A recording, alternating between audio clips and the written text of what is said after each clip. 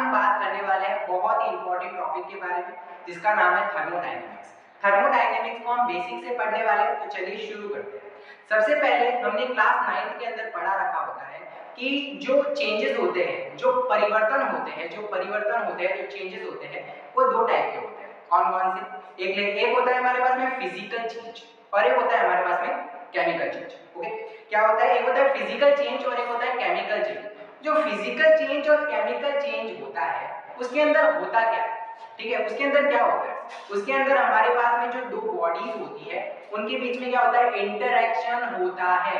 जैसे कि आप मुझसे इंटरैक्शन कर रहे हो इस वीडियो के माध्यम से, तो किसी भी बॉडीज के बीच में जब इंटरैक्शन होता है तो वो हमारे पास में फिजिकल चेंज या केमिकल चेंज के अंतर्गत आएगा।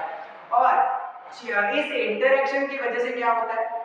इस इंटरैक्शन की वजह से क्या होता है? एनर्जी चेंज, यानी कि फिजिकल एंड केमिकल चेंजेस के अंदर हमारे पास में interaction in bodies and energy change हमारे पास में होता है। ठीक है, पहली बात तो ये समझ में है। अब बात करते हैं कि जो इंटरैक्शन इन बॉडीज यानी interaction between two bodies and energy changes का जिसके अंदर स्टडी किया जाता है उस साइंस की ब्रांच को हम थर्मोडायनेमिक्स कहते हैं। तो what is the definition of thermodynamics?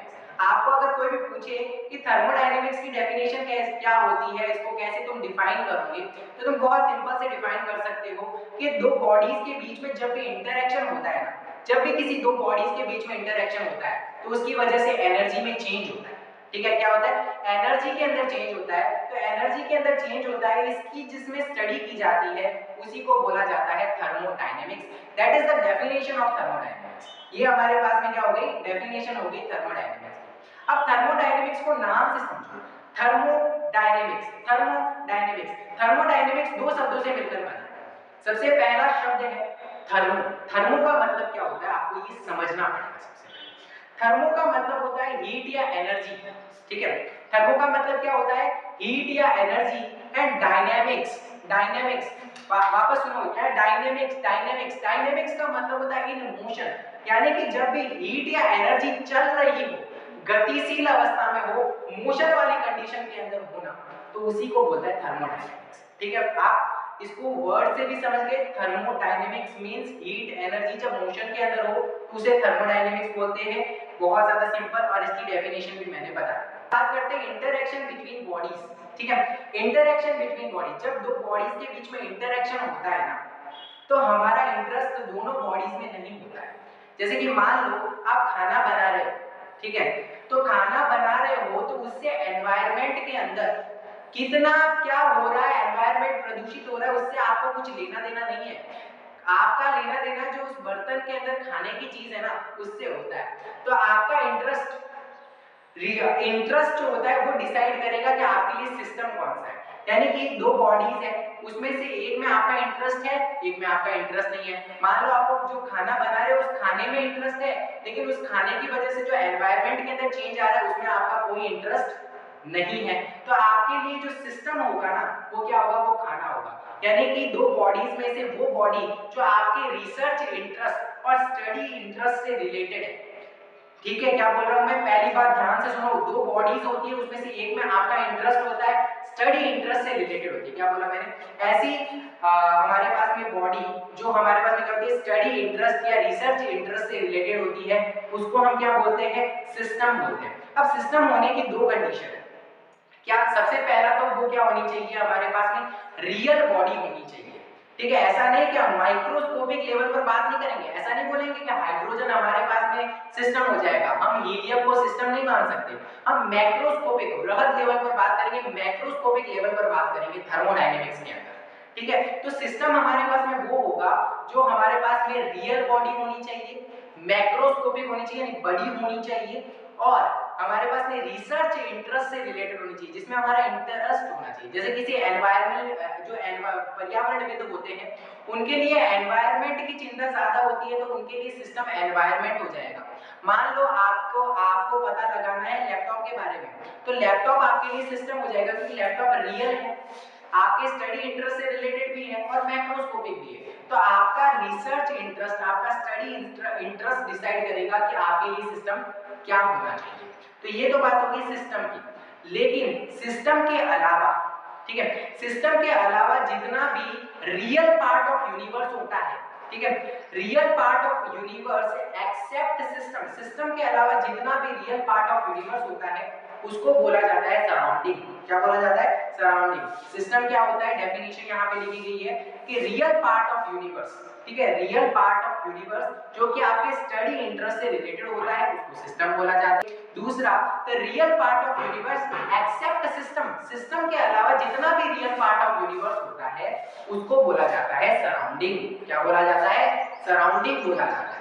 अब हम बात करते हैं एनर्जी की। एनर्जी क्या होती है? तो एनर्जी की डेफिनेशन बहुत ज्यादा सिंपल यहाँ पे लिखी हुई आ रही है कि एनर्जी क्या होती है? कैपेसिटी टू डू वर्क, यानी कि कार्य करने की क्षमता। जैसे कि कोई भी व्यक्ति होता है तो आप बोलते हो यार ये तो बहुत ज्यादा एनर्जेटिक है, इसमें बहुत ज्यादा एनर्जी है, तो ये काम कर लेता है, ये तो वो काम कर लेता है। यानी जब भी एनर्जी की बात आती है तो साथ में काम यानी कि जो कार्य वर्क वो भी जुड़ा हुआ होता है। यानी जब भी एनर्जी की बात आएगी साथ में वर्क की बात भी आएगी। तो एनर्जी क्या होती है? Capacity to do work. लेकिन वर्क जो है वो एनर्जी नहीं होती है। बहुत सारे लोग ये मानते हैं कि work is energy, but not, work is not energy. इसको हम आगे डिटेल में डिस्कस करेंगे कि work is the mode of energy transfer, ठीक है, work is the mode of energy transfer. आज उसकी बात नहीं करेंगे, आज हम एनर्जी की बात कर रहे हैं। एनर्जी क्या होती है? एनर्जी होती है कैपेसिटी टू डू वर्क, कार्य करने की क्षमता को हम एनर्जी कहते हैं। फर्स्ट पार्ट के अंदर देखा कि थर्मोडायनेमिक्स क्या होती है, उसकी डेफिनेशन क्या होती है, उसको वर्ड से कैसे डिफाइन कर सकते हैं। अब हमने एनर्जी के बारे में जाना था कि कैपेसिटी टू डू वर्क यानी कि कार्य करने की जो क्षमता होती है उसी को हम क्या कहते हैं? एनर्जी बोलते हैं, ठीक है। तब जानते हैं एनर्जी जो होती है उसको दो फॉर्म के अंदर डिफाइन कर सकते हैं। एक जब एनर्जी रुकी हुई हो यानी एनर्जी एट ए स्टेट, और दूसरा जब एनर्जी चल रही हो यानी एनर्जी इन मोशन। अब आपने दो कंडीशंस देख ली कि energy at A state and energy in motion, कि जब एनर्जी रुकी हुई है तो उसे तुम स्टोर कर सकते हो, संग्रहित कर सकते हो, क्या कर सकते हो? स्टोर कर सकते हो। जब एनर्जी रुकी हुई है तो उसे तुम क्या कर सकते हो? स्टोर कर सकते हो। लेकिन जब एनर्जी चल रही है तो तुम उसको स्टोर नहीं कर पाओगे, ठीक है। तो एनर्जी जब चल रही है एट ए स्टेट होती है एनर्जी, तो उसको बोलते हैं, जैसे कि हम उसको क्या बोलते हैं? फॉर्म ऑफ एनर्जी बोलते हैं। जैसे कि एनर्जी जब रुकी हुई है तो उसे क्या बोलोगे? Form of energy.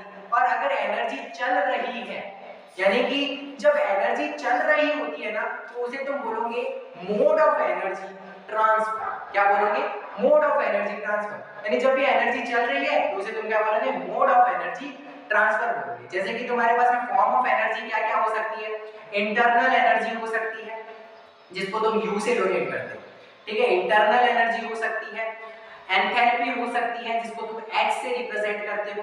Helmholtz energy हो सकती है जिसको तुम G से रिप्रेजेंट करते हो, ठीक है। गिब्स एनर्जी हो सकती है जिसको तुम G से करते हो। हेल्महोल्ट्ज को तुम किससे करते हो? A से करते हो, ठीक है। थोड़ा सा करेक्शन कर रहा हूं, यहाँ पे हेल्महोल्ट्ज जो एनर्जी होती है उसको तुम A से रिप्रेजेंट करते हो, गिब्स एनर्जी जो होती है उसको तुम G से रिप्रेजेंट करते हो। अब बात है कि जब एनर्जी मोशन के अंदर होती है उसे तुम मोड ऑफ एनर्जी ट्रांसफर बोलते हो। उसके अंदर दो चीजें आती है, एक आता है हीट और एक आता है वर्क। हीट को तुम रिप्रेजेंट करते हो Q से और वर्क को रिप्रेजेंट करते हो तुम W से, ठीक है। किससे रिप्रेजेंट करते हो? W से।